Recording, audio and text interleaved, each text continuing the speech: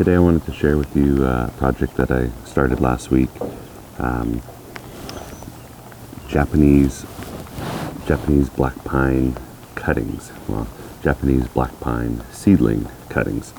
So first of all, a big thank you to Michael at the BC Bonsai Society for allowing me to work with some of his spare seedlings. I think he started something like 500 seedlings and took what he needed for his project and had some spares that he was kind enough to allow for me to use in some projects of my own, and that was awesome, and thank you so much, Michael.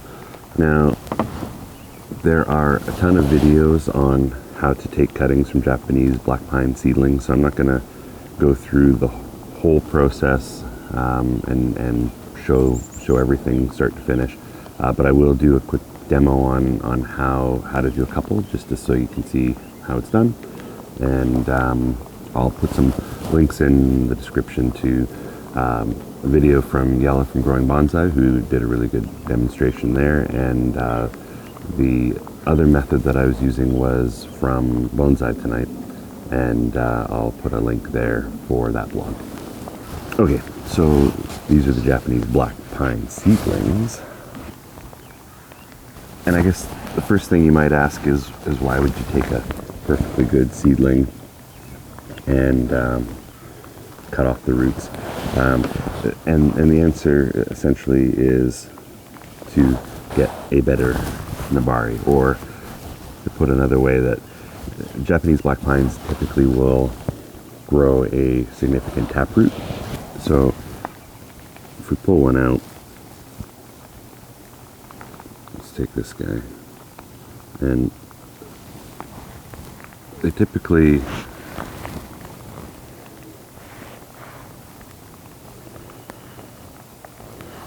are going to have a taproot that goes straight down with not a lot of branching roots. But the roots go straight down, and for bonsai what you typically want is something with surface roots and nabari, or a root flare, and rather than having straight down taproot, you want to see some branching, some radial structure coming out from the sides. And so by cutting off the root and growing it as a cutting, you allow the roots to form radially out from the stem, rather than straight down, and gives you some more options for growing that as a bonsai. So take a couple of these, and let's see, I want to do, I think, 4. Take some that are kind of close together here. There's one with quite a taproot on that. And it's good to take them when they're sort of a red color. This one has is actually broken, but it has a bit of a interesting bend to it already. So I'll see if I can pull that out. Since it has that break in it, it might actually be well, it's not likely to survive, but as a cutting, you can give it a second chance here. So let me clear up here, and we'll show you the process. So with the Bonsai Tonight method, they basically took bonsai soil all the way up, and used a handle, or in this case a piece of cedar that I've just sharpened to a bit of a point, create a divot in the soil and fill that with some sand or other fine substrate, which will allow provide some moisture, keep the moisture trapped up near the surface for the cutting, and just take like a piece of wire or in my case a toothpick, create a little divot the size of the cutting there.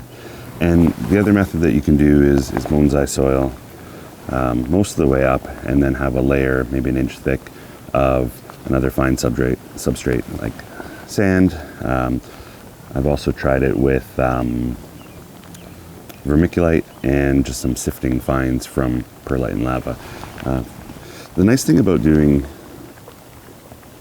a full top layer like this is it lets you fit more in. I found that with this setup, you can't really you can't pack them in densely.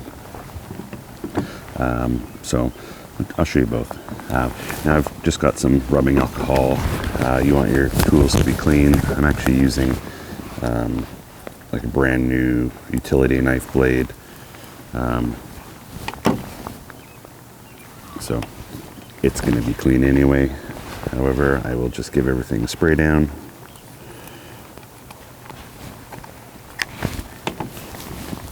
To make sure that we are completely clean. You use a sharp knife because you don't want to crush. You don't want to crush the stem at all. We put this over here and just basically take that knife and gently slide it along, and then you dump it in a bowl of water while you're working on the rest. And again, you just hold that firmly in place, slide the knife along, and dump it in some water. Being careful not to crush the root. This is the one I was saying before. It's got a bit of an interesting bend to it already. It'd be hard to get it into the soil at that angle, but we'll give it a try anyway. And dump it in some water. It's raining, it's pretty wet out. It's probably not gonna dry out today, but that's the process. Just want to make sure they stay hydrated while you're doing this. Okay. So I have powdered rooting hormone. This is stem root, 0.1%. It's maybe not the best strength, but that's what I have. And whatever you have is better than nothing, I think. So I'll take one of these from the water, give it a good coating of rooting hormone, and drop it into place. And then you can use something to kind of shore up the sand around it.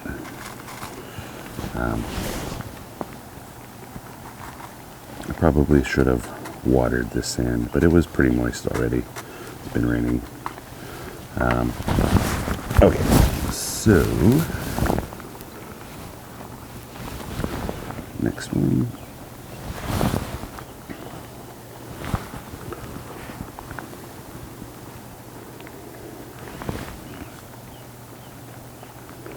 Drop that into place.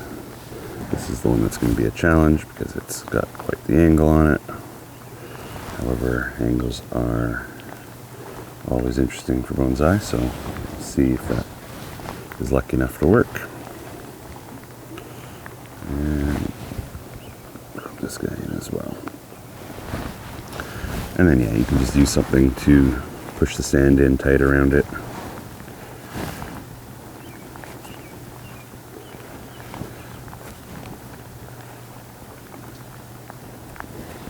And then we'll keep those in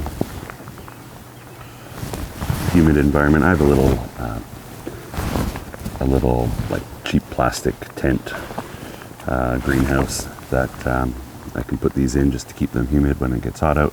I'll keep them out of direct sunlight until they've had a chance to root, and then slowly bring them out over time. So as I was saying, with the Bonsai Tonight method, you make an indent in your substrate and fill it with a finer substrate. And so I tried a couple different methods. I did sand for these 9. I tried vermiculite for 8, and just the fines from sifting my lava and pumice for the remaining 9 here. And I found though that the indent that you push into the substrate is unstable, and the rocks will fall back in. And so I had to really space them out. So I can only fit 26 in, even though this is such a big tray. But they're just so spaced out that I couldn't really fit in as many as I wanted. I wanted to have enough to be able to give out at the bonsai club if enough of them survive. So we have again the sand, got the vermiculite, and then the siftings, fines from the siftings. So because that was so tight, I used just a regular tray and I filled it up with substrate and just poked holes in rows and columns so that I could pack a bunch of them in here. And on this one I filled it most of the way up with regular bonsai substrate and put sand on top on half, and I did sifting fines on the other half. And all in all, I mean, I did this last week, and so far they all are looking pretty good. I think I saw one in the other tray that looked a little bit curled, so I wondered if that one might have been getting a little bit dry.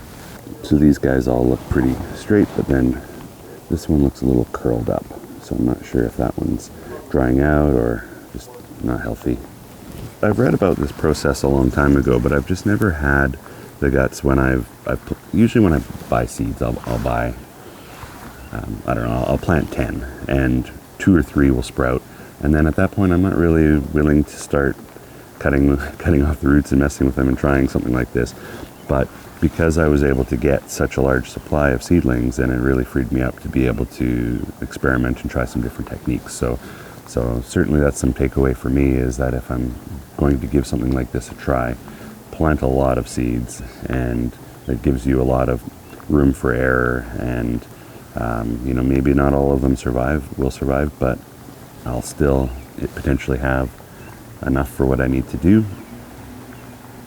And so the more seeds you can plant, the better your odds are of having the successes that you're looking for.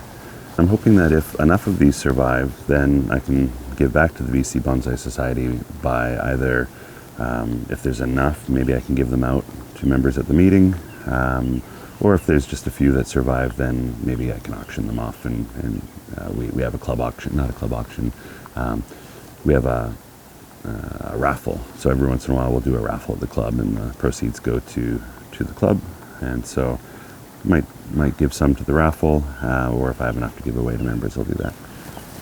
So I'll be keeping these trays in my little plastic greenhouse just to keep them humid and make sure that they don't dry out while they're rooting. And then once they start showing signs of growth, then I can gradually bring them out and give them more and more sunshine.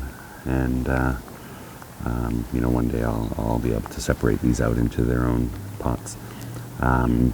If you've been thinking about giving something like this a try, I hope that this has been helpful, and I hope that it shows how easy it can be to do. It's not really a complicated process. I would just say start with a lot of seedlings so that you increase your odds. But yeah, that's all I have for you today. Thank you for watching, and good luck with your own cuttings. Thanks.